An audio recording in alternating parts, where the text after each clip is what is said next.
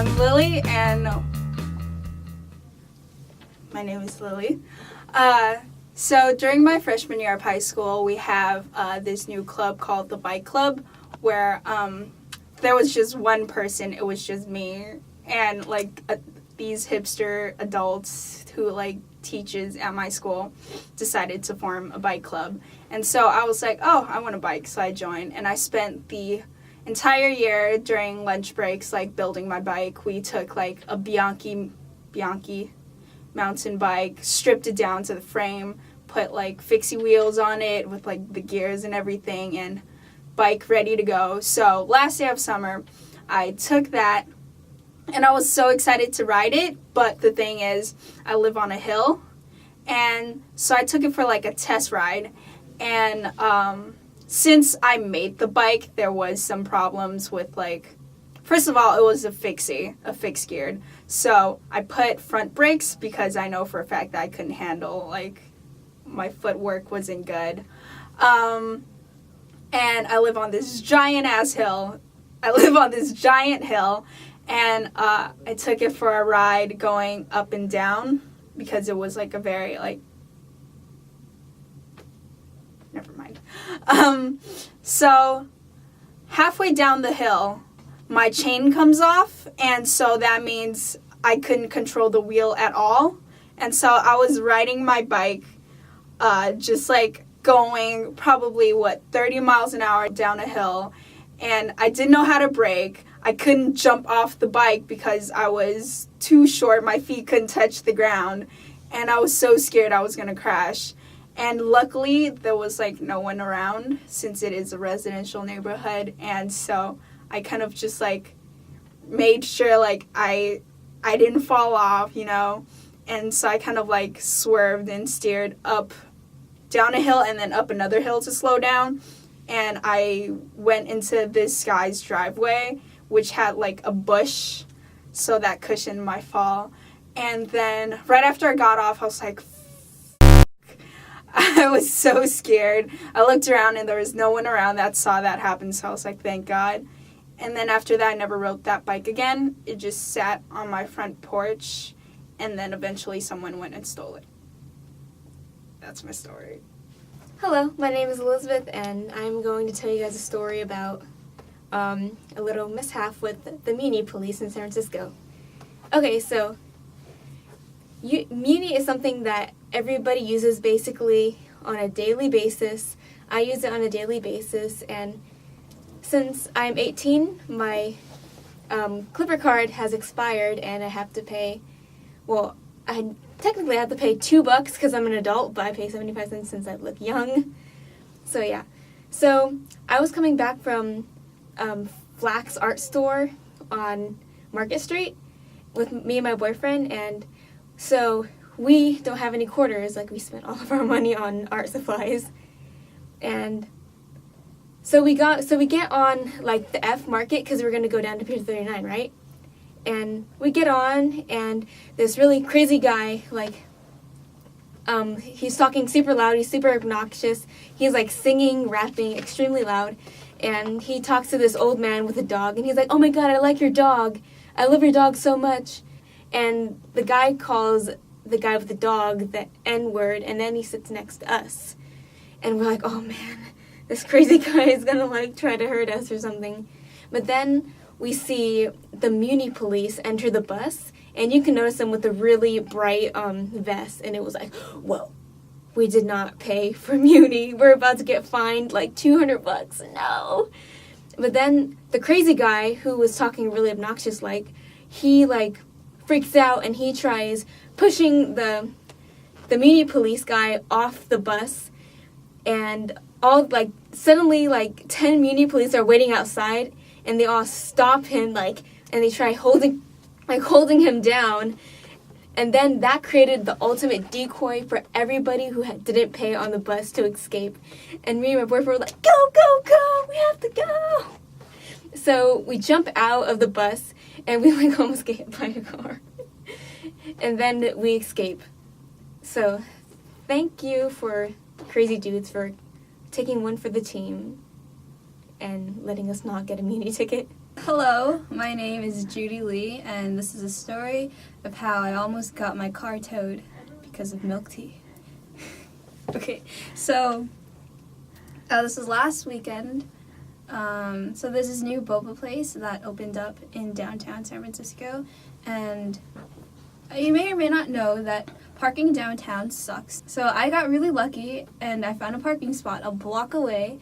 And so I parked there, and I was with two of my friends, and I was driving. And so I'm getting out of the car, and my friend in the back, he's like, I don't really like milk tea. Can I just stay in the car and take a nap? And I was like, that's an odd request, but okay, sure. So then my friend and I, we go out, and we get in line, and it's like out the door. It's like a half an hour wait, and we finally get it. And then I get a call from my friend who's sleeping in the car, and he's like, your car's being towed right now. And I was like, what? And he was like, yeah, can you come here like now? So I started like sprinting across the street through traffic, and I get there, and there's like the guy who's towing the car. He's got the hook underneath the car, and then the other guy who's writing up a ticket, and he just looks at me and he's like, you didn't get me a drink? And I was like, you can have mine. And he was like, no, I'm good. And then, so the guy's like, okay, if you can get out of here in like 30 seconds, I won't write you a ticket. And I was just like so grateful. I was like, okay, thank you so much. And I was like sweating bullets. And so I'm starting the car, and the guy's like, wait, don't go yet. We still have the hook under your car. And I was like, oh, I'm so sorry. And then I wait for them to get the hook underneath, and then I go, and yeah, be careful where you park. And yeah, milk tea is not worth getting your car towed. My name is Rachel Lynn. My most embarrassing moment was when I was at the gym and they have a shower, so I took a shower there. And I put all my clothes and my belongings in a locker, and when I came out of the shower, I only had a towel on and I was like soaking wet and everything. And so when I went to my locker, I couldn't open it because it was jammed, and so I had to get out of the shower room with nothing but a towel and walk all the way to the front desk and ask for assistance. And I knew all of these people who were working out. There were tons of people there, and at least I got it open and everything, but it was really embarrassing. My name is Jane Huff. Last week I was flying home from school with some friends, and we went to the airport. We got there really early so we'd have some extra time, and our flight wasn't until 10 p.m. so we had lots of time to like eat food and hang out. And then our flight was delayed just an hour, so we were like, okay, this will be okay. And then suddenly the announcer person came up and he said, there's a situation with the pilots, give us a minute. So then like 2 minutes later they came up and said, all right, the flight is canceled, we don't have pilots. So we freaked out because we're like, okay, somehow they just didn't have pilots. So then, like run through the airport, we ended up going to this other gate where they were helping us out. We were put on a morning flight and they gave us vouchers to go to a hotel. But then the shuttle they told us to go on wasn't even there and didn't even go to our hotel, so we ended up taking a cab, and it was about half an hour away from the airport. So we went to this hotel, finally got to check in and slept for a few hours, and then we woke up in the morning and went back to the airport. And luckily our morning flight, everything went really smoothly, but it was definitely a long trip home. My name is Cyrus Bautista. A pretty funny story is that I was at my gym. I was working with my coach. He was teaching me Muay Thai. For those of you who don't know, that's kickboxing pretty much. And my coach, he paired me up with this new guy. He wasn't really since he was new, he didn't really know how to hold the pads too much. So I was about to throw a kick. He was kind of holding the pads way too high for me. And then after I threw the kick, and I kind of lost my footing and slipped and fell on my face. And it didn't really hurt too much considering the floors were padded, but at the same time I was like, wow, that's never happened to me. I was like really embarrassed. My name is Marwan Brooks. The most funniest and most surreal thing I've ever witnessed is, let me start off by first saying I'm a twin myself. I have a twin brother. So it was last year, my brother and I, we went shopping at the Van store. And I noticed a guy come in and I liked his shoes very much. I thought his shoes were awesome. So I was like, hey guy, you got some awesome shoes. So my brother, he called me over to look out some pants. So I was like, okay, these are some pretty cool pants. But then I noticed another guy that looked just like the guy who came in, but he had like a different shirt on. So I was like, all right, this is kind of weird. So I was like, okay, you guys look alike. So then I went to the checkout line, and there was another guy, surprisingly, at the register that looked like both of the guys I just described. So to my avail, these guys were all triplets, and I freaked out because every time I see another pair of twins or anyone who looks alike, it's kind of awesome to me because that's something that me and my brother share. So it's something cool, something special. So I thought that was very strange and surreal. Hey, bumped into some triplets. Hey, I'm a twin myself. That's awesome. Let's go out and have fun.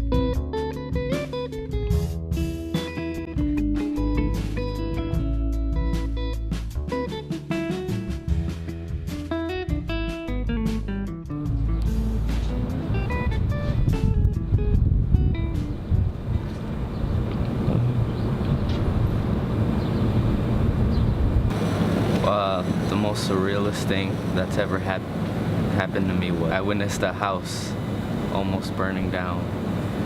The fire started because we were like grilling something. One of my friends who was like 12 threw gasoline at the fire. The gasoline like was on fire, and he had to throw it on the grass, and the grass was on fire, and that's how it caused. And I was really afraid, but luckily we had a fire extinguisher and we shut the fire down. And the funniest thing that I've witnessed is my friend invited me to a lake, and we were teaching my other friend how to swim, and he was really panicking. So then when we tried talking to him while he was in the water, and he burped mid-sentence for like 5 seconds, and then we all started laughing, and then later on, like, we all just started laughing without even talking about it, and we knew what we were laughing about. So when I was a lot younger, I think it was like 7 or 8, like pretty young, you know, little guy, I started taking soccer lessons. And so, you know, there I am on the soccer field, you know, in my little shorts and all that, running around. I wasn't terribly good, right? So I didn't get a hold on the ball too often. One of these times, like, the ball just sort of rolls to me. So I'm like, oh, okay, I've got the ball now. You know, like, you know, this doesn't happen too often. So I'm like, I'm kind of excited, right? So I start kicking the ball, and and then I go crazy. I just like zip around these people, like I'm all excited. I'm like, wow, I'm actually doing pretty well here. And I'm getting closer to the goal. I managed to get it around a few people. Keep going. I kick it into the goal, and then I'm just like, yeah, I'm so happy right now. Like, cause you know, it's the first time I had scored a goal. The only problem was, it was the wrong goal. It was actually my own goal. And the reason why nobody was trying to stop me is because they were kind of confused that their teammate was kicking it towards their goal. They're just like, what's he doing? I don't understand. And that's why no one was stopping me, because I was on their team. And I just was like, oh my gosh, I am such a traitor right now. My most embarrassing moment was breaking bread. That moment where I was wiping up my tear with the bread on my face, and then I had to eat it as well. That one moment everyone always laughs at, but it's still the saddest moment in my heart.